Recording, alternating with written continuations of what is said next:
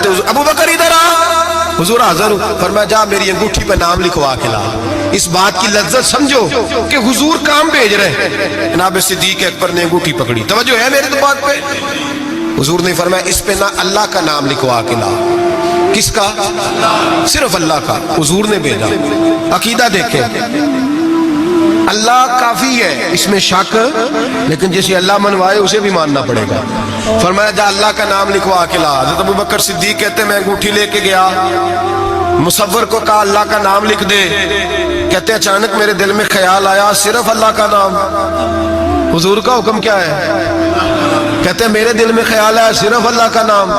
کہتے ہیں میں نے اس کو کہا میرا اللہ کا نام نہ لکھنا، ساتھ میرے مصطفیٰ کا بھی لکھ دو۔ صرف اللہ کا نہ لکھنا، حضور کا بھی لکھو۔ نبی پاک کا حکم کتنا ہے؟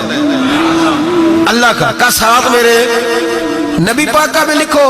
حضرت ابو بکر نے 2 نام لکھوائے، فرماتے میں جب تک مسجد نبوی آیا نام 2 تھے، سارے رستے میں دیکھتے آیا اللہ اور محمد 2 نام تھے۔ جب مسجد نبوی میں انگوٹھی لا کے حضور کو پیش کی نا تو حضور نے فرمایا ادھر آنا۔ میں قریب آیا، فرمایا تجھے کہا تھا صرف اللہ کا نام لکھوانا، تو 3 لکھوا لایا ہے۔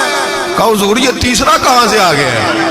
تو 2 ہی لکھوائے تھے، میں 3 ہے۔ یہ دیکھ اللہ، محمد اور ابو بکر، تو 3 نام لکھے۔ جناب صدیق اکبر کہنے لگے حضور قسم اللہ کی عزت کی، آپ کا میں نے لکھوایا، اپنا نہیں لکھوایا۔ امام رازی کی تفسیر کبیر، آپ کا لکھوایا، اپنا نہیں لکھوایا۔ اچانک حضور مسکرانے لگے، حضرت صدیق اکبر کا ماتھا چوما، سینے سے لگا لیا، نبی پاک کی آنکھوں میں آنسو، محبت کے آنسو۔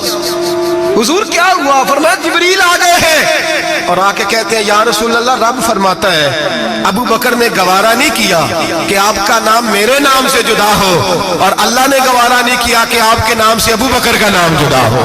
یہ اللہ نے گوارا نہیں کیا، اللہ نے گوارا نہیں کیا۔ یا رسول اللہ رب فرماتا ہے آپ کا نام ابو بکر نے لکھوایا ہے اور ابو بکر کا نام اس کے رب نے لکھوا دیا ہے۔ یہ عقیدہ ہے جناب صدیق اکبر کا، یہ عقیدہ ہے جناب صدیق اکبر کا کہ ہم نبی پاک کے نام سے اللہ کا نام اور اللہ کے نام سے نبی پاک کا نام جدا کر سکتے؟ خدا کا ذکر کرے، ذکر مصطفیٰ نہ کرے، ہمارے منہ میں ہو ایسی زبان خدا نہ کرے۔ جناب صدیق اکبر نے عقیدہ دیا کہ میرے لیے اللہ اور اللہ کا رسول، صدیق کے لیے ہے خدا کا رسول۔ اور بس یاد رکھیں یہ نظریات، یہ افکار ہمیں حضرت ابو بکر صدیق دیتے